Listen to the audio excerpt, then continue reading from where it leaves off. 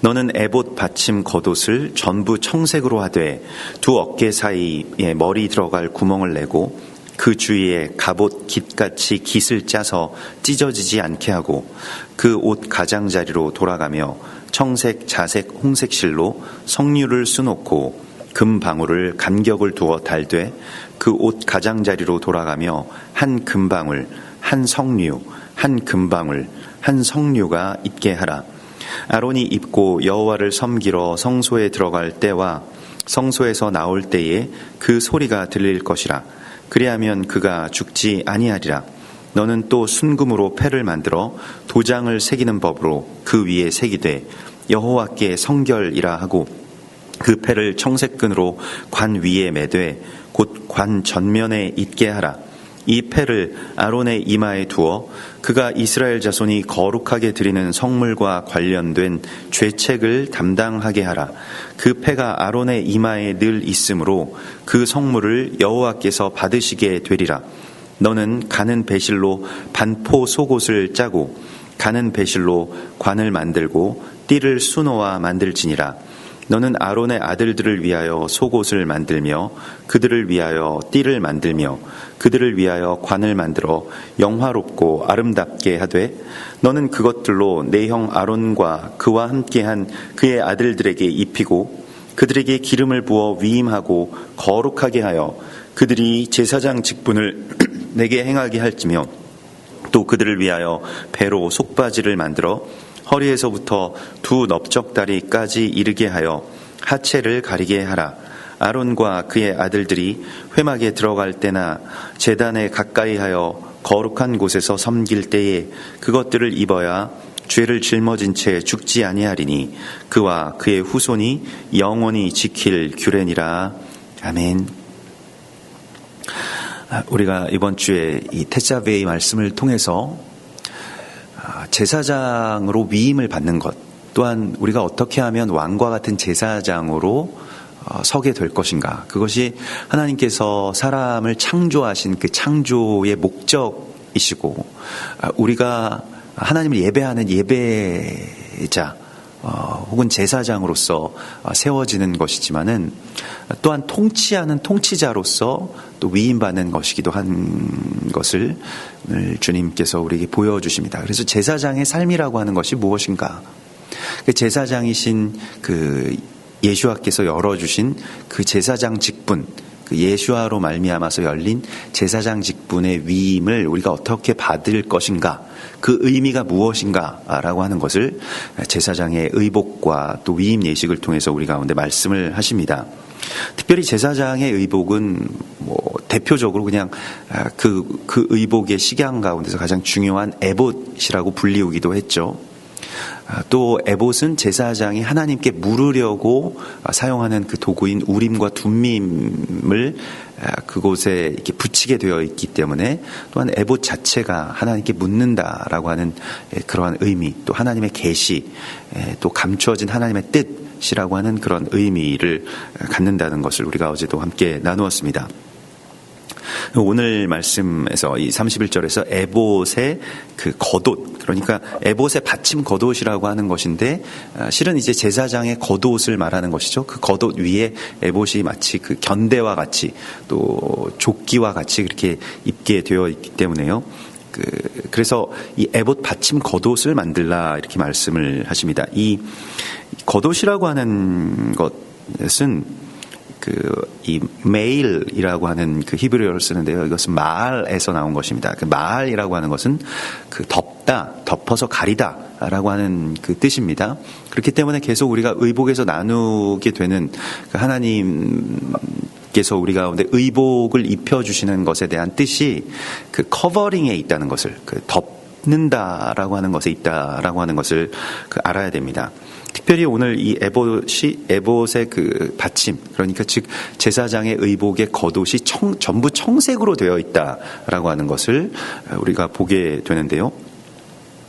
우리가 그저 일반적인 그 제사장의 의복을 이미지로 보았을 때는 여러분들이 아마도 백색의 그 옷을 보셨을 것입니다. 그것은 제사장이 대속죄일에 이 지성소로 들어갈 때에만 특별하게 그날 하루를 위해서 지어진 옷이 백색이 되겠고요. 그 외의 날에 이런 위임식이나 다른 어떤 직무를 감당할 때는 전부 청색으로 된 그 옷을 입었다라고 하는 것입니다. 청색은 이 테켈레트라고 해서 이것은 하늘을 의미하는 것이죠. 하나님의 나라를 의미하는 것이고요. 또 하나님의 나라가 내게 또 이 땅 가운데 덮였음을 그렇게 의미하고 있는 것이 이제 청색의 커버링인 이 제사장의 의복이 되겠습니다. 의복을 입는 이유에 대하여서 그 위트니스 리가 쓴 그 진리공과라고 하는 그 책을 보면 그 세 가지의 이유를 그렇게 그 분류하고 있습니다. 이것은 먼저 우리의 죄와 수치를 덮어서 가리는 데 있다라고 하는 것입니다. 그러니까 의복을 우리가 처음 입은 사람이 의복을 처음 입게 되었을 때에 그 의복은 우리가 죄를 지었기 때문이죠. 또한 그 죄의 수치를 가리기 위함이었고 또 그렇기 때문에 그 에덴에서 먼저 그냥 얼기설기 자신의 그 수치를 가리기 위해서 그 무화과 나무 잎으로 그렇게 그 엮은 그러한 그 옷을 하나님께서 그 짐승의 가죽으로 덮어주셨죠. 그러니까 그 완전한 죄의 가림을 주님께서 약속하신 것입니다. 또한 둘째로 합당한 의복으로 우리는 보호를 받는다는 것입니다. 그 오늘과 같은 날씨에 너무 얇은 옷을 입는다거나 짧은 바지를 입는다거나 하면 우리는 그 날씨나 이 주변 환경으로부터 보호를 받기가 어려울 것입니다. 소방관은 아무리 더운 날씨에도 불을 끌어가게 되면 굉장히 두꺼운 그러한 소재의 그 옷을 입어서 자신을 보호하죠. 그 옷이라고 하는 것이 자신을 보호하기 위한, 그 사람을 보호해 주시기 위한 하나님의 그 보호의 의미가 있다는 것을 우리가 알아야 됩니다. 특별히 제사장의 의복은 오늘도 이제 그 제사장의 의복에 그 깃이 나옵니다만 그 깃이 마치 그러한 갑옷과 같은 그 깃을 만들라. 이 깃이라고 하는 것은 목을 보호하는 것이기 때문에요.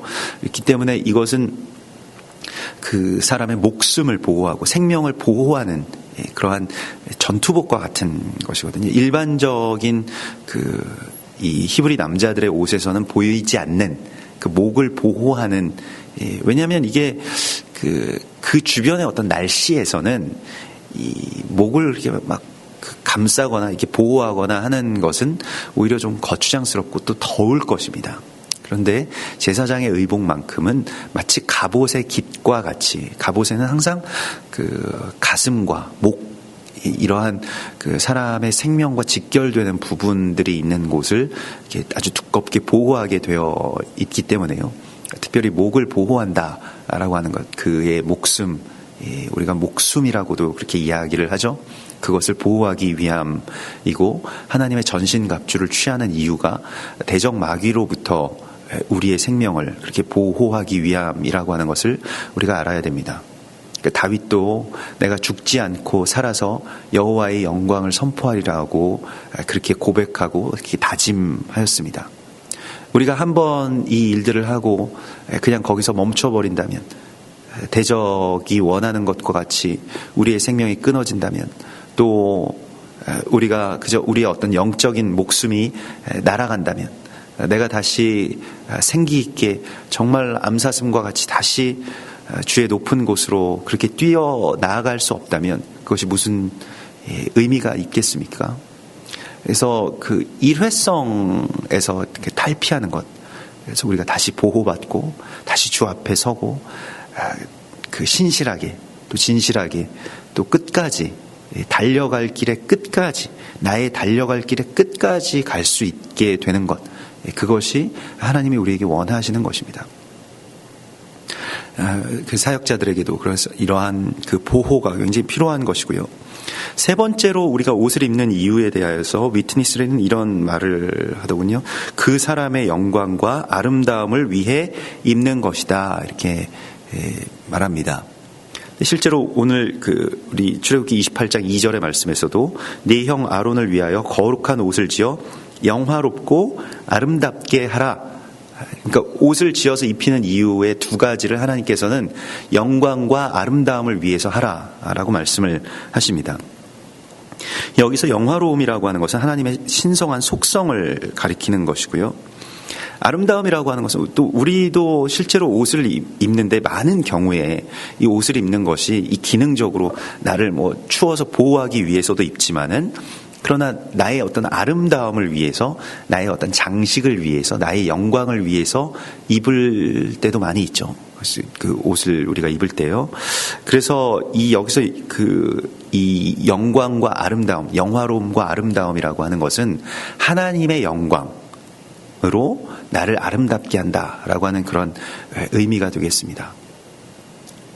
예수님께서도 말씀하신 것과 같이 너희가 무엇을 입을까 염려하지 말라라고 하셨을 때에는 입을 옷에 대해서 말씀하신 것이기도 하지만 우리의 영광과 우리의 아름다움을 주님께서 책임져 주시겠다라고 하는 언약을 선포해 주신 것이죠. 솔로몬의 영광이 이 꽃 하나만큼도 못했다라고 그 영광과 아름다움을 하나님이 책임져 주실 때에 얼마나 아름답게 되는지, 얼마나 우리가 영화롭게 될 수 있는지, 그래서 그 신부를 영화롭게 또한 아름답게 만들어주신다라고 말씀을 하십니다.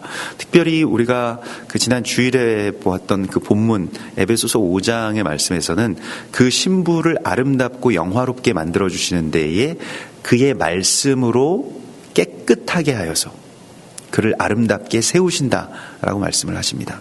또 물로 씻어서 그를 아름답게 영화롭게 세우신다라고 말씀을 하시죠. 우리가 그냥 구원을 받는 것은 간신히 천국행 그 턱걸이로 그렇게 천국행 티켓을 받는 것이 아닙니다. 그거 이상의, 그것보다 훨씬 더 큰 하나님의 부르심, 예수와의 신부로서의 초대가 있다라고 하는 것을 주님이 말씀하십니다. 그리고 우리는 이제는 그냥 겨우겨우 죄를 이기고 또 죄에서 그럼에도 불구하고 벗어나지 못하는 그러한 그 사단의 참소 아래에서 늘 내 자신이 초라하고 부족한 존재인 것이 아니고 하나님이 보시기에 최고의 아름다움을 갖춘 그러한 신부의 모습이라는 것입니다. 에스더는 죽을 만큼의 범죄함을 지었습니다. 그것이 명령 없이 왕 앞에 나아가는 그 죽을 만큼의 죄를 범했지만 그의 아름다움으로 인해서 그 죄가 다 없어졌습니다. 덮여졌죠. 왕이 금규를 기꺼이 내밀었습니다. 그래서 에스더의 생명은 더 이상 끊어지지 않았죠. 그 아름다움이 바로 죄를 이길 뿐만이 아니라 그냥 죄를 덮을 뿐만이 아니라 죄사함을 훨씬 더 넘어서는 하나님의 사랑 안으로 우리를 이끄시는 것입니다. 그런데 그 아름다움이 어디서 오느냐? 우리는 죄의 본질을 가지고 있고 우리의 어떤 적신이라고 하는 것은, 우리의 이 나체라고 하는 것은, 이 수치스러운 우리의 육체라고 하는 것은 그 죄에 대한 그 모든 속성들을 가지고 있지만은 그것을 가리시고 덮으시고 또한 영화롭게 하시는 그리스도 예수와의 모습, 또 예수와의 은혜, 그 자체가 바로 이 제사장의 의복인 것입니다. 예수와의 커버링이라고 하는 것, 예수와의 그 구원의 커버링이라고 하는 것이 어떠한 것인지를 우리 가운데 말씀을 하십니다. 그래서 겉옷이라고 하는 것이 교회와 함께 하시는, 우리와 함께 하시는 신부를 덮으시는 예수와의 은혜를 상징한다라고 할 수 있겠습니다. 이사야서 6장 1절에서는 주께서 높은 보좌에 앉으셨는데 그의 옷자락은 성전에 가득하였다라고 이렇게 말씀하고 있습니다.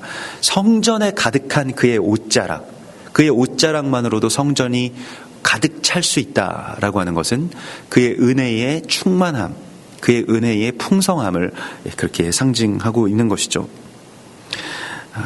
요한계시록 1장 13절에서도 주님께서 촛대 사이에, 그러니까 메노라 사이에서 인자 같은 이가 발에 끌리는 옷을 입고 가슴에 금띠를 띠고, 이거 다 제사장의 의복입니다. 그렇게 나타나시는 모습을 이 사도 요한이 보게 됩니다. 근데 거기서 그 겉옷의 어떤 특징이, 사도 요한이 본 특징이 발에 끌리는 옷, 그러니까 그 옷자락을 본 것입니다. 근데 아주 우리가 예전에도 이렇게 긴 바지를 입고 다니고 막 그런 유행이 있었는데요. 그럼 온 동네 청소 다 하고 다닌다고, 온 동네를 다 쓸고 다닌다라고 하는 것처럼 발에 이 끌리는 옷이라고 하는 것이 말하자면 자신의 이 발치를 더 넘어서는, 더 흘러 넘친다라고 하는 그 일종의 오버플로잉이라고 할 수 있겠죠. 그 흘러 넘친다라고 하는 그런 의미를 갖고 있고요. 또 주의 은혜와 또 구속의 풍성함, 영광의 풍성함을 그렇게 상징합니다. 그래서 그의 충만한 영광, 임재, 사랑의 충만함들이 흘러서 넘치고 또 충만하게 되는 그 이야기, 그것이 제사장의 겉옷에 있다라고 하는 것을 보게 됩니다. 또 두 어깨 사이에 머리 들어갈 구멍을 내고 그 주위에 갑옷 깃같이 깃을 짜서 찢어지지 않게 하라. 이 갑옷이라고 하는 것은 타하라라고 하는 히브리어를 씁니다. 근데 우리는 그러면 이게 보호의 의미가 있겠구나 라고 생각을 할 것입니다. 그런데 그것은 이제 갑옷이라고 하는 말 자체, 단어에서 주는 그 의미이겠습니다만은 그 타하라라고 하는 그 말 자체, 그러니까 단어의 뜻은 하라라고 하는 어원에서 나온 것이죠. 타하라이니까요. 하라에서 나온 것인데 뭘 보호하는 것이, 이 하라는 무슨 뜻이냐라고 하면 열정이라고 하는 뜻을 갖고 있습니다. 열성적이다, 열정적이다 할 때 그 열정, 그러니까 패션을 뜻하는 것이죠. 근데 이게 보호를 받는 것입니다. 그게 갑옷이라고 하는 것입니다. 그러니까 내 안에 있는 이 하나님을 향한 열정, 열망, 이 정말로 갈망과 소원들이 보호를 받게 되는 것을 말하고 있습니다. 근데 예수와께서는 어떻게 그 십자가를 향한, 또 하나님을 향한 그 갈망을 계속해서 받으실 수 있었을까요? 그분은 단호하셨습니다. 그 십자가를 반대하는, 자신이 사랑하는, 자신의 가장 주변 사람이고 가장 인간적으로 교감을 많이 나누셨던 베드로가 정말로 그것도 선의로 십자가를 질 일 없을 겁니다. 내가 보호해드리겠습니다. 결국 그거였거든요. 그래도 갈릴리에서 어부 출신으로 힘께나 쓴다는 사람들과 견주어서도 내가 예수님 한 분 정도는 내가 지키겠습니다 라고 하는 그 결단이었는데, 인간적인 결단이었죠. 물론 베드로의 그래도 충만한 마음이었음에도 불구하고 아주 단호하게 사단아 내 뒤로 물러가라, 너는 나를 넘어지게 하는 자로다 라고 하시면서 결단하셨습니다. 이것이 갑옷입니다. 갑옷은 거친 것입니다. 때때로는 단호한 것입니다. 그것이 나의 열정을 파괴하려고 하는, 나의 열정을 빼내어 가려고 하는, 나의 어떤 속에 있는 이 간과 쓸개와 같은 것들을 빼앗아 가려고 하는 대적으로부터 나를 지켜주는 것입니다. 이게 갑옷입니다. 절대로 빼앗길 수 없는 하나님을 향한 열정, 그것이 바로 갑옷인 것입니다. 우리가 이것에 대하여서 타협하지 않는 믿음, 타협하지 않는 신앙, 세상과 또 사람들에게 좋게 보이려고 하는 것이 아닌 정말로 하나님의 열정이 내 안에서 움직이시게 하는 그 믿음, 그것을 우리가 구하는 것입니다. 디모데후서 2장 3절에서 너는 그리스도 예수의 좋은 병사로 나와 함께 고난을 받으라. 병사로 복무하는 자가 자기 생활에 얽매이는 자가 하나도 없나니 이는 병사로 모집한 자를 기쁘게 하려 함이라.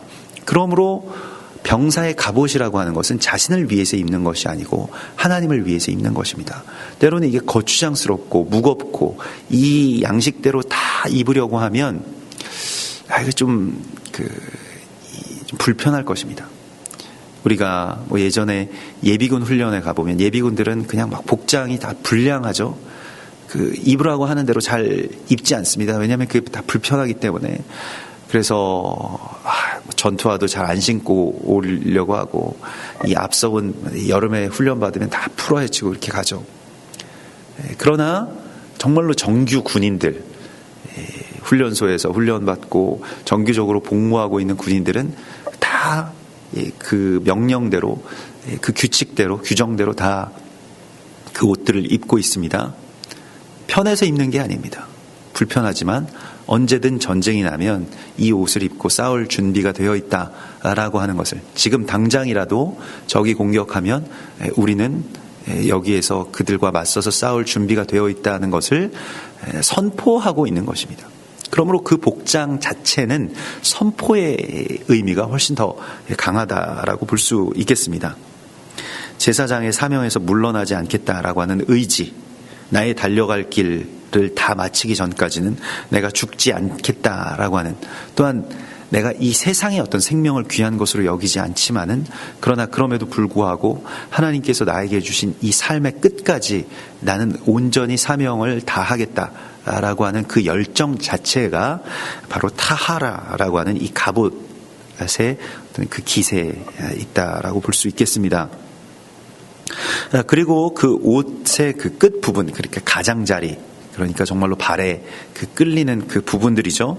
또 이 그 손 더 팔 더 길게 나오는 어떤 그러한 그 옷의 가장자리로 돌아가면서 청색, 자색, 홍색 실로 석류를 수놓고 금 방울을 간격을 다 두어 달되, 그 옷 가장자리로 돌아가면 금 한 방울 한 석류, 한 금방울 한 석류를 번갈아 가면서 이제 교차해서 그것을 새기라, 잊게 하라, 이렇게 말씀을 하십니다. 그 먼저는 이제 그 석류를 우리가 살펴보게 되면요, 석류를 리몬이라고 하는데 어원은 그 라맘에서 나온 것이고요, 이것은 깨어나다, 일어나다라고 하는 그런 뜻을 갖고 있습니다. 또한 그 제사장의 의복에 그렇게 쓰이기도 하지만 성전 기둥에, 나중에 솔로몬 성전에서 성전 기둥의 꼭대기에 200개의 석류를 그렇게 그 새겨 넣기도 하였습니다. 그 석류라고 하는 것은 어떤 그 경외하는 마음, 그리고 통회와 자복의 마음도 있게 되고요. 또한 이 석류라고 하는 것은 아주 그 붉죠. 이게 아주 붉은, 붉고 약간은 이 점액이 있는 그러한 그 과실이라고 할 수 있겠는데요. 그래서 아주 그 보혈을 그렇게 상징한다라고 볼 수 있겠습니다. 그리고 석류는 그 제사장의 의복에 새겨지는 것이기 때문에 제사장을 상징함과 동시에 그 안에 있는 그 석류 안에 있는 그 석류알이라고 하죠. 그 과실 전체가 싸고 있는 그 안에 있는 그 알갱이들이 이 미시파팀, 그러니까 주의 규례들을 그렇게 뜻한다. 그래서 613개의 그 규례들을 상징한다라고도 그렇게 봅니다. 가나안의 7가지의 소산 가운데 밀과 보리, 포도나무와 무화과와 감람나무와 꿀과 함께 7가지의 소산의 대표성을 갖게 했습니다. 금방울이라고 하는 것은 무엇일까요? 금방울이라고 하는 것은 역시 석류와 마찬가지로 깨어있음을 의미하죠. 이건 경고의 의미가 있습니다. 특별히 방울 소리가 나느냐, 실제로 이 에봇의 그 끝에는 방울도 달게 되어 있었다고 하는데요. 실제 어떤 그 방울 그 소리가 나는 것은 어떤 것에 대해서 지금 뭔가 지금의 어떤 정막이나 지금의 평안을 깨는 어떤 그러한 경고의 의미를 갖고 있죠. 각성의 의미를 갖고 있습니다. 깨어있는다라고 하는 것에 대해서, 물론 석류도 마찬가지로 가장 그러한 그 깨어있음에 대한 의미를 갖죠. 석류꽃 그 모양이 그 메노라의 어떤 식양에 또한 들어가게 되죠.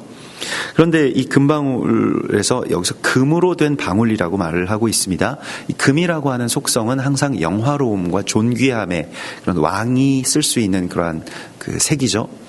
그 영화로움과 존귀함에 대한 각성이라고 하는 것이 우리에게 얼마나 필요한지 모르겠습니다. 이거 가장 낮은 곳에 깔려 있지만은 이게 금방울이라고 하는 것이요. 사단은 참소하는 자이기 때문에 우리를 존귀하지 않은 자로 여기게끔, 특별히 스스로가 하늘에서는 참소하던 자리에서 쫓겨났습니다.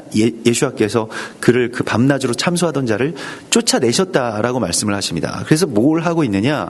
지금 우리가 영적 전쟁에 있어서 중요한 원리 가운데 하나가 에베소서 6장에 보면 공중 권세를 잡고 있다라고 이야기를 합니다. 그래서 공중에서 다니면서 뭘 하냐면 우리에게 참소하죠. 참소하는 영으로서 역사하죠.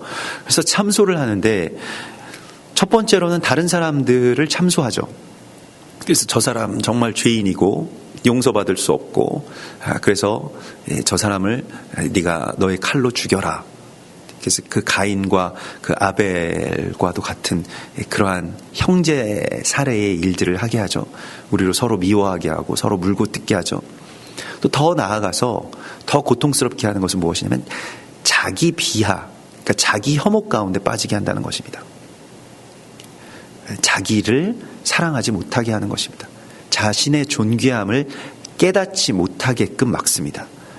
그래서 금방울은 바로 하나님의 말씀과도 같은 것인데, 또 하나님의 언약과도 같은 것인데, 하나님께서 우리를 깨워주시는 각성과도 같은 것인데, 내가 얼마나 존귀한 자인지를 깨닫게 되는 것입니다.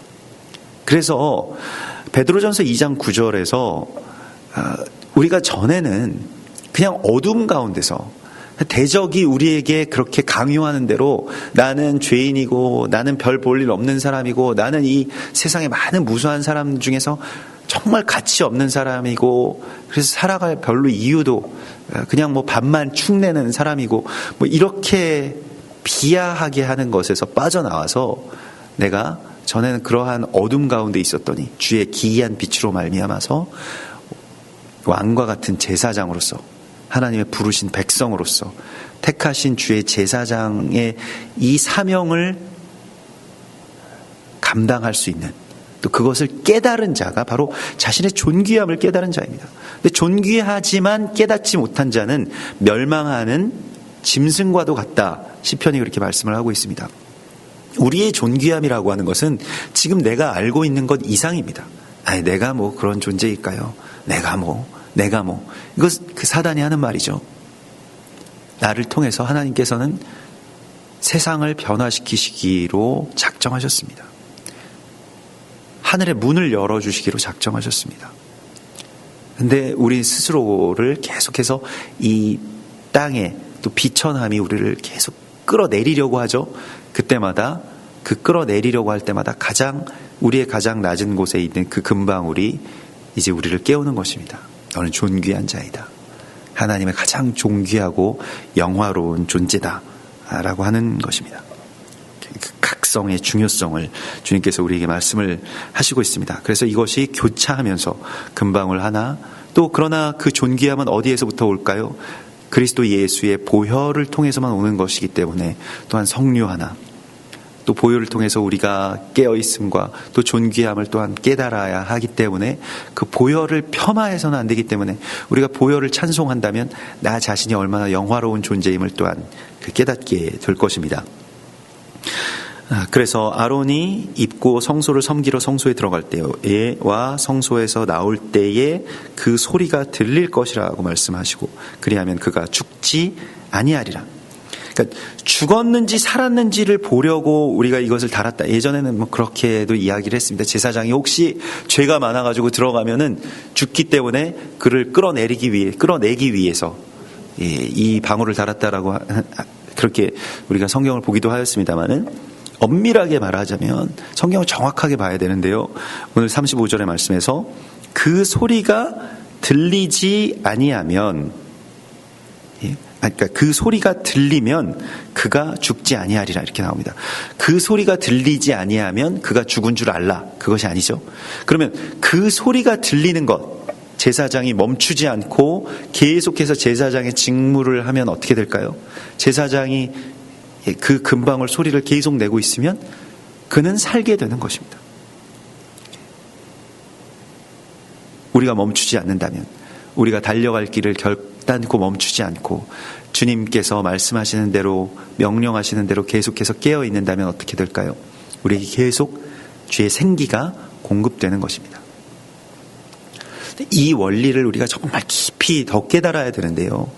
계속 우리가 반복돼서 이 출애굽기의 이 시내산의 언약의 기본적인 구조이기도 합니다. 무엇일까요? 우리가 먼저 행하고 먼저 순종하면 주의 열정과 언약과 말씀과 깨달음이 계속해서 공급해 주시는 것입니다.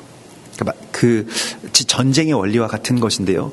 전쟁이 있을 때 뒤에서 계속 지원군들이 지원이 되는 것과 마찬가지로 우리가 주의 말씀을 순종하고 주님의 일을 하기 시작하면 부어지기 시작하는 것입니다. 우리의 원리는 어떻습니까? 다 부어지면 남은 것으로 조금 그 일을 하고 싶어 하죠.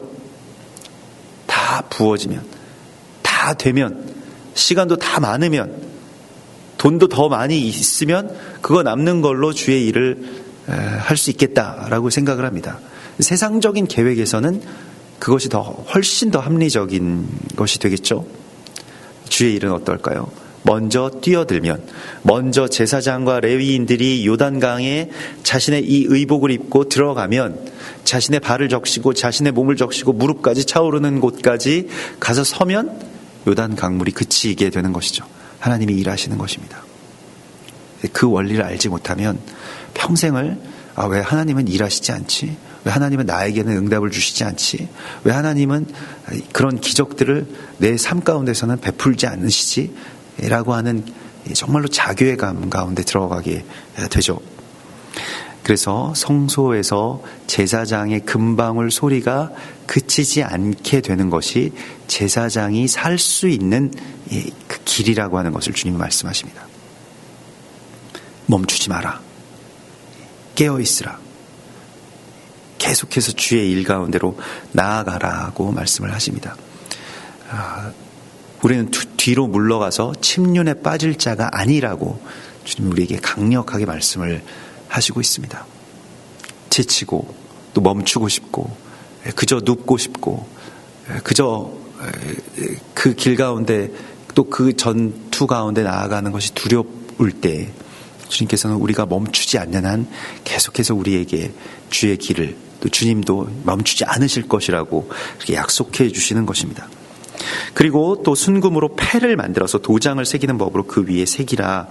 그것이 여호와께 성결, 그렇게 제사장의 이마에 붙이는 그 인과 같은 것을 말씀을 하시고 있습니다. 이마에 인을 받는다라고 하는 것이 계시록에서도 굉장히 중요한 문제이죠. 그래서 거기에 여호와께 성결이라고 하는 말이 쓰여지게 되는데요. 이 이마라고 하는 것은 말하자면 그 사람의 간판과 같은 것입니다. 그 이마에 무엇이 있는가, 이 미간과 이 이마 사이에 무엇이 있는가가 굉장히 중요한 그 정체성을 드러내는 것이죠. 건물이라고 하는 것도요. 우리가 지금 이 건물을 예배실로 예배당으로 씁니다마는 이 간판을 달기 전까지는 이것이 무슨 용도인지 무슨 공간인지라고 하는 것이 명확하지 않습니다. 물론 이렇게 자세하게 보면 뭘로 써도 괜찮겠구나, 무슨 사람들이 많이 모일 수도 있겠구나, 이렇게 짐작은 할 수 있습니다만은 그러나 그것의 명확한 어떤 그 정체성을 확정짓지는 못합니다. 그런데 간판을 다는 순간요, 저도 그 간판이 다 띄어지고 이제 간판을 달기 전에 칠도 하고 이래야 되기 때문에 간판들이 다 전에 있던 간판들도 다 띄어진 상태에서 우리가 여기에 들어오지 않았습니까? 간판이 다 띄어진 상태에서 얼마 동안 생활하다가 어느 날 그 간판 업자가 와서 또 그 간판을 같이 이제 달 때에 그 다는 모습들을 보니까요, 간판을 달지 않았을 때와 달았을 때는 정말로 다른 것이죠. 그냥 기분상의 차이가 아니라 정말 이거 건물 자체가 완전히 달라 보이는데요. 제가 그 간판 집 사장님한테 그렇게 말씀을 드렸더니 간판이 그런 겁니다. 그분이 굉장히 좋아하시더라고요. 간판이 그 건물을 결정하는 겁니다. 저는 그래서 그 전까지는 간판이 이렇게 중요한지 몰랐다고, 근데 간판을 달아보니까 알겠다라고 이렇게 말씀드렸더니 자기도 항상 느끼는 게 간판이라고 하는 게 그 건물을 정말 결정한다라고. 간판을 짓기 전까지는 건물이 다 밋밋하다, 그분 표현으로는 밋밋한데 간판을 달면 건물에 정말로 그 생명이 불어넣어지는 것 같다고. 그러니까 확정입니다. 제사장의 이 의복의 확정은 물론 이 몸을 덮는 데만 있는 것이 아니고 이 이마라고 하는 것은 이제 머리와 생각을 그렇게 뜻하는 것이고 자신의 어떠한 그 정체성의 가장 강력한 표현이라고 할 수 있겠는데 그 이마에 말하자면 인을 친다는 것입니다. 이 자는 여호와께 성결한 자입니다. 여호와께 구별된 자입니다. 그리스도 예수께서 구별하신 자입니다. 라고 하는 그 정체성을 이렇게 표현하는 것입니다. 성결이라고 하는 것은 구별된다라고 하는 표현의 다른 단어라고 할 수 있겠습니다. 그런데 이 에스겔서 3장 7절에 보면 이스라엘 백성들이 심판을 받는 이유가 이마가 굳고 마음이 굳어서 내 말을 듣지 아니함이라 이렇게 말씀을 하십니다. 이마가 굳었다라고 하는 우리도 항상 머리가 굳었다라고 하는데요. 그 이마가 굳는다라고 하는 것은 또한 무엇일까요? 자신의 생각과 판단과 습관 때문에 하나님의 역사하심과 하나님의 지혜를 받아들일 수 없는 상태가 바로 이마가 굳은 상태입니다. 이마가 굳게 되면, 생각이 굳게 되면 결국 마음도 또 굳게 되죠. 마음이 굳게 되면 생각도 굳게 되고요. 서로 연결되어 있습니다. 이마의 표를 받는 것에 대한 에스겔서의 말씀이 계속 이어지죠. 에스겔서는 이마에 대한 말씀들이 굉장히 많이 있습니다. 에스겔서 9장 4절에 보면 여호와께서 이르시되 너는 예루살렘 성읍 중에 순행하여 그 가운데서 행하는 모든 가증한 일로 말미암아서 탄식하며 우는 자의 이마에 표를 그리라. 그러니까 제사장의 이마의 표라고 하는 것과 에스겔서의 그 이마의 표를 받은 자들이 이제 망하지 않고 심판을 면하게 되는데요. 그 이마의 표가 연결이 되는데 그들은 이마의 표를 받은 자들 어떤 자들이었습니까? 이 세상에 벌어지고 있는 가증한 일에 대하여서 탄식하고 울 수 있는 자들이 이마의 표를 받은 자들입니다. 그냥 세상이 어떻게 되든 나만 살면 되지. 이 세상에 무슨 가증한 일이 일어나면 세상이 다 그런 거지. 사람들이 다 그런 거지. 정치인들이 다 그런 거지. 좌익들이 다 그런 거지. 그렇게 생각하는 자들이요. 제사장은 그러한 사람들이 아닙니다. 제사장은 하나님께만 붙어 있는 사람들이 아닙니다. 제사장은 세상에 전혀 관심이 없이 그냥 하늘에만 속해 있는 사람이 아닙니다. 그래서 하나님이 그냥 저기 다 쓸어버리시죠. 괜찮습니다. 저는. 그 제사장이 아니에요. 제사장은 세상을 위해서 하나님 앞에 나아가서 우는 사람이 제사장인 것입니다. 그냥 폼 잡고 부드러운 옷을 입고 그냥 거들먹거리면서 다니는 사람을 예수께서는 제사장이라고 하지 않으셨습니다. 너희가 부드러운 옷을 입은 자를 보려고 이 광야에 나왔느냐? 그렇지 않다. 부드러운 옷을 입은 사람, 그 제사장들은 저기 있다. 저 예루살렘에 있다. 저 종교적인 제사장들에게 있다. 그러나 제사장직을 과감하게 뿌리치고 그의 아버지 스가랴가 그 제사장 직분을 감당하고 있었던 사람임에도 불구하고 광야의 지성소를 향해서 예수와의 길을 예비하기 위해서 나온 자를 예수님께서는 제사장으로 보신 것입니다. 울며 탄식하고 있는 자, 세상에 가증한 것들이 벌어지고 있는 것에 대하여서 자신의 어떤 힘으로는, 능력으로는 할 수 없지만은, 그러나 주님 앞에 나아가서 호소하면 주님께서 역사해 주실 것이라고 하는 것을 알고, 그리고 주님 앞으로 나와서 탄식하며 우는 자를 제사장이라고 말하는 것입니다. 그러므로 이 코헨, 곧 중보자, 중재자인 이 제사장은 세상을 위해서 하나님을 향해서 대신 울어주는 자를 말하는 것입니다. 우리가 하나님께 나아가서 대신 울지 않는다면 하나님은 누구를 먼저 심판하실까요? 제사장을 먼저 심판하시는 것입니다. 제사장 나라가 되지 못한다면 그 나라를 폐하신 것처럼 열방을 위해서 이스라엘이 울지 않았어요. 열방의 사람들이 죽어가는 것 위해서 그들이 구원받지 못하고 그들이 토라를 알지 못하는 것에 대한 탄식이 없었습니다. 제사장임에도 불구하고 자신의 직무를 하나님께만 가까이 가면 된다. 하나님께만 잘하면 된다. 하나님과만 관계가 좋으면 된다. 우리 그런 미혹을 굉장히 많이 받거든요. 사실은 사람들은 너무 힘듭니다. 사람들 상대하지 않고 하나님만 상대할 수 있다면 하나님은 인격체 중에서 가장 완전한 인격체를 갖고 계시기 때문에 얼마나 좋으십니까? 상한 갈대를 꺾지 아니하시고 꺼져가는 등불을 끄지 아니하시고 늘 위로하시고 늘 좋은 말씀 해주시고 은혜로 덮어주시기 때문에 얼마나 좋습니까? 그러니까 하나님을 아는 분들은 이 미혹이 있는 거예요. 사람을 상대하기가 싫은 겁니다. 사람과 뭘 더불어서 뭘 버성기고 뭘 힘들게 뭐 같이 하고 아니 하나님과 나하고 이렇게 개인적으로만 하고 싶은 겁니다. 교회에 나오고 싶지 않은 겁니다. 이 문제 많은 사람들이랑 함께 나를 더럽히고 싶지 않은 거예요. 그 심판받은 이스라엘 백성들의 마음이 우리에게도 있는 겁니다. 그러나 하나님께서는 그 사람을 보여주신 이유가 이 세상 가운데 가증한 일들 가운데 그 속에 우리를 두신 이유가 그들을 위해서 울어주라 하고 말씀하시기 때문에 그렇습니다. 탄식이 없다면 우는 자의 이마에 표를 받지 못할 것이라고 주님 말씀을 하십니다. 계시록 14장 1절에 보면 내가 보니 보라 어린 양이 시온산에 섰고 그와 함께 14만 4천이 서 있는데 그들의 이마에는 어린 양의 이름과 그 아버지의 이름을 쓴 것이 있더라. 만일 누구든지 짐승과 그의 우상에게 경배하고 이마에나 손에 표를 받으면 그는 하나님의 진노의 포도주를 마시리라. 그 이마에 표를 받는다라고 하는 이마에 인을 받는다. 어떤 인을 받느냐라고 하는 것에 대하여서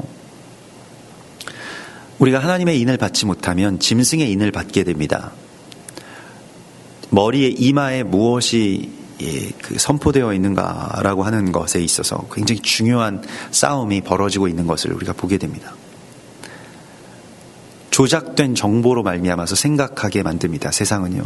짐승의 표들은요. 특별히 그 짐승의 표를 받지 않으면 매매가 금지되고 이 사회에서 이제 격리되게 됩니다. 배제되게 되죠. 우리는 그것을 감당할 수 있어야 됩니다. 여호와께 성결이라고 하는 표를 받으라고 주님이 말씀하셨죠. 세상 사람들이 보기에 아름다운 모습이 아니고 세상을 향해서는 울어주는 사람이 되어야 되고요. 여호와 앞에서는 이 세상과 구별된 하나님의 사람으로서 내가 구별되기를 선포합니다 라고 하는 그 정체성을 가져야 된다라고 말씀을 하십니다. 그래서 그 패를 청색끈으로 관 위에 매서 관 전면에 있게 하라. 아론의 이마에 두어 그가 이스라엘 자손이 거룩하게 드리는 성물과 관련된 죄책을 담당하게 하라. 계시록에 보면 안타깝게도 그 음녀요, 타락한 교회라고 할 수 있습니다. 그냥 지금의 어떤 교회를 상징한다라고 봐도 과언이 아닙니다. 그 음녀의 이마에 무엇이 걸려 있습니까? 어떤 한 패가 걸려 있는데 거짓이라고 하는 이름이 적혀져 있다라고 말하고 있습니다. 거짓. 그것은 물론 우리가 거짓말을 한다라고 하는 것도 있습니다만은 성경에서 거짓이라고 하는 것은 진리에서 떠난 모든 것을 말합니다. 말씀에서 떠난 모든 것이 거짓입니다. 우리가 생각하는 의롭다라고 여기는 것들조차도 하나님의 뜻이 아니라면 그것은 거짓이 됩니다. 토라에서 벗어나는 것이 됩니다. 하나님의 말씀과 뜻에서 벗어난 모든 것들은 다 거짓입니다. 그것으로 지어온 거예요. 교회를. 그 거짓으로 이스라엘을 미워하게 했던 거예요. 사단이. 이스라엘만 너희가 미워할 수 있다면 뭐든 해도 좋다. 교회에 부흥해도 좋아. 부흥하면 더 좋죠. 나라 전체를 기독교 나라로 만들어. 얼마나 좋은 말입니까? 다만 이스라엘은 미워해라. 콘스탄티누스가 기독교를 국교화하면서 내건 한 가지의 조건이 있습니다. 히브리적인 모든 뿌리들을 다 제거해라. 절기만 안 지키면 된다. 그러한 조건들만 지켜준다면 이제 핍박 없고 너희들 너무너무 잘 살게 되고 교회도 다 지어주고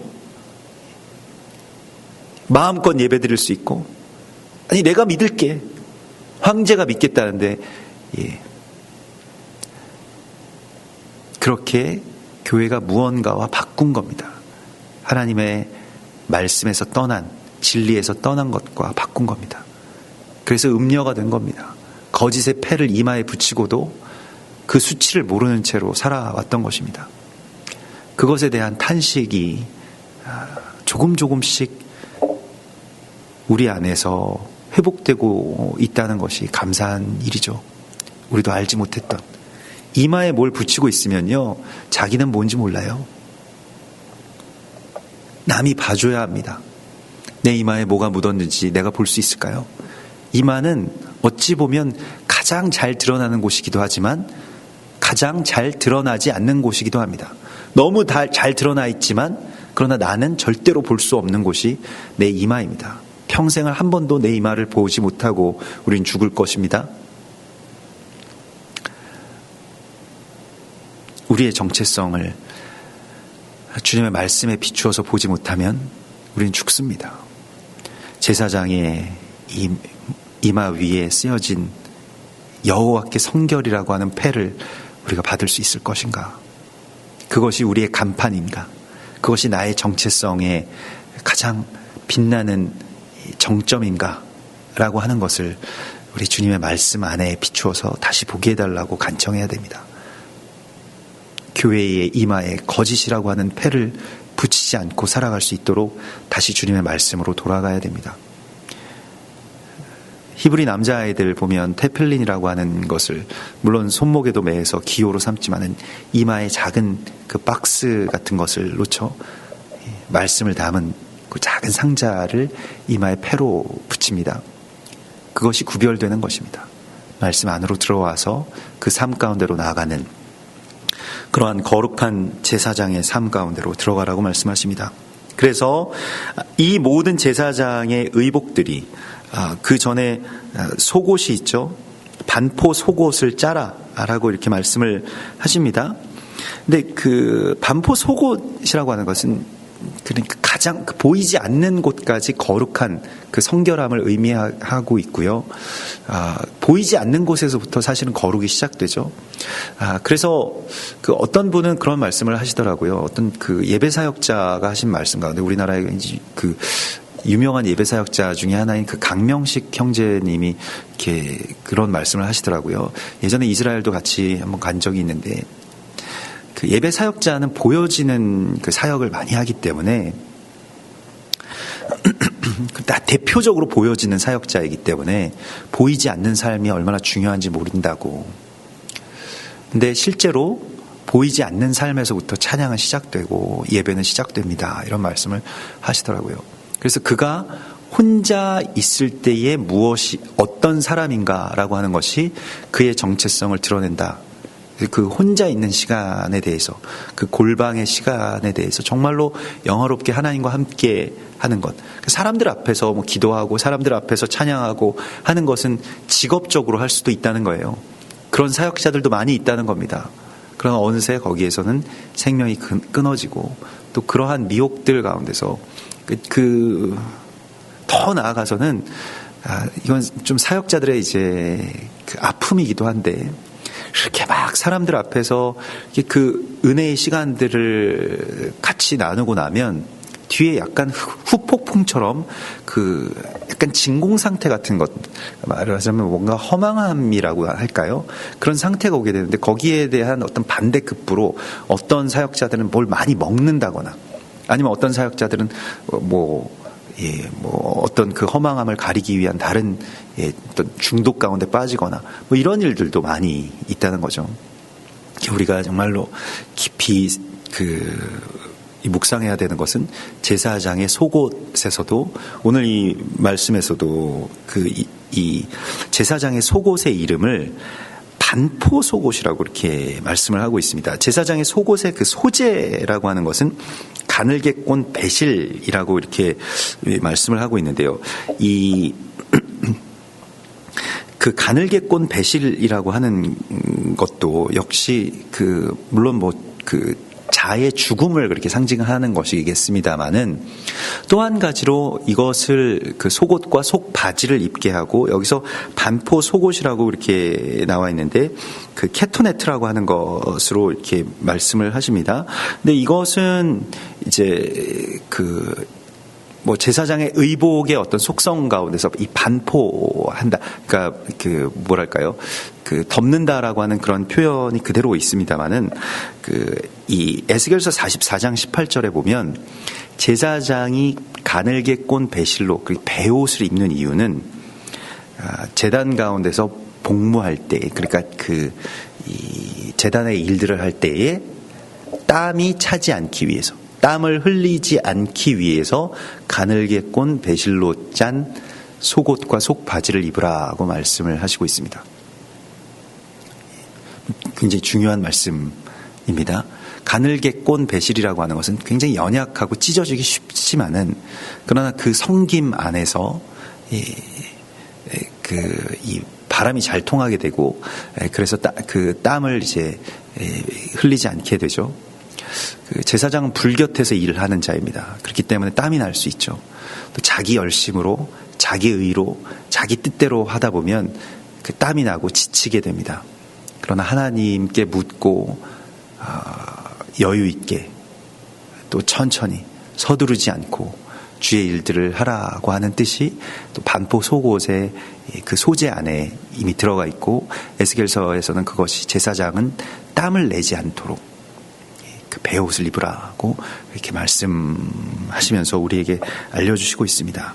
이러한 옷을 입고 제사장 직무를 해야 아론과 그들이 죄를 짊어진 채로 죽지 않을 것이다 라고 말씀을 하십니다. 이 제사장의 의복은 결국 예수아의 모습인 것입니다. 우리가 제사장의 직임을 해도 죽지 않을 수 있는 이유는 예수아 때문입니다. 예수아가 우리 위에 덮여 있으시기 때문입니다. 우리를 갑옷과 같이 보호해 주시기 때문입니다. 우리의 정체성도, 우리의 성결함도 다 예수아로 말미암아서만 이루어지는 것입니다. 그러나 이 모든 제사장의 의복들이 다 완성되고 이제 우리에게 입혀주실 그 날로 우리를 초대하고 계신 것입니다. 이 은혜의 초대 가운데 온전하게 응답하고 제사장으로서 세워지는 거룩한 왕과 같은 제사장이 되기를 소망합니다. 같이 기도하겠습니다. 우리 주님 바라보시면서 우리가 너무 많은 나의 힘을 주고 또 나의 애를 쓰면서 땀 흘렸던 것에서 벗어나서 이제는 주님의 여유 안에서 또 주님의 평강 가운데서 모든 것들을 다 순적하게 이끄시는 대로 우리가 나아가게 하소서. 이렇게 바라보시면서 또한 제사장으로서의 존귀함이 내 안에서 회복되고 그것이 완성되게 해달라고 같이 기도하겠습니다. 주여 갈망합니다. 할렐루야. 주여 로아스카라벨레 케멘토 주여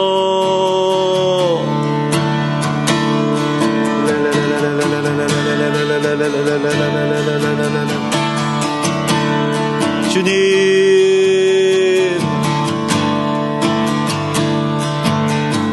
아멘. 주여 주의 의복을 입게 하소서. 주님 우리를 입혀주시옵소서. 제사장의 의복으로 입혀주시옵소서. 주여 로알레 로알레 로알레 로알레 로알레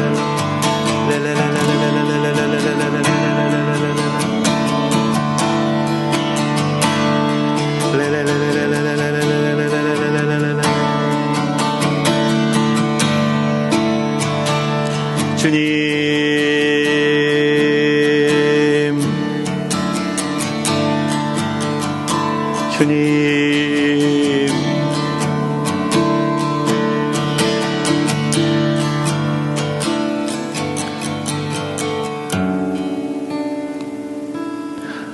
오 주님, 참으로 우리는 거룩하신 그리스도 예수와로 덮여질 때에만 우리의 온전한 모습이 회복되는 줄을 믿습니다. 주님, 제사장의 의복을 입혀주시고 예수와로 우리를 덮어주시옵소서. 우리를 보호하여 주시고 또 우리의 정체성을 주님께서만이 선포해 주실 수 있사오니 주여, 우리가 거짓된 길로 가지 않게 하여 주시고 즉 주님의 말씀에 따라서 말씀이 뜻하시는 곳을 향해서 나아가는 성결한 주의 사람들, 주의 제사장들 되게 하여 주시옵소서. 주님, 오늘 주께서 주신 말씀을 우리가 붙들면서 살기를 원합니다. 또 그 말씀 안에서 우리가 참된 자유함을 누리며 또 주의 영광을 선포하며 살아가는 왕과 같은 제사장들로 세워지게 하여 주시옵소서. 주님을 기대하오며 다시 오실 예수와 메시아의 이름으로 감사하며 기도드리옵나이다. 아멘. 하늘에 계신 우리 아버지시여, 이름이 거룩히 여김을 받으시오며 나라에 임하옵시며 뜻이 하늘에서 이룬 것 같이 땅에서도 이루어지이다. 오늘날 우리에게 일용할 양식을 주옵시고 우리가 우리에게 죄 지은 자를 사해 준 것 같이 우리 죄를 사하여 주옵시고 우리를 시험에 들게 하지 마옵시고 다만 악에서 구하옵소서. 나라와 권세와 영광이 아버지께 영원히 있사옵나이다. 아멘.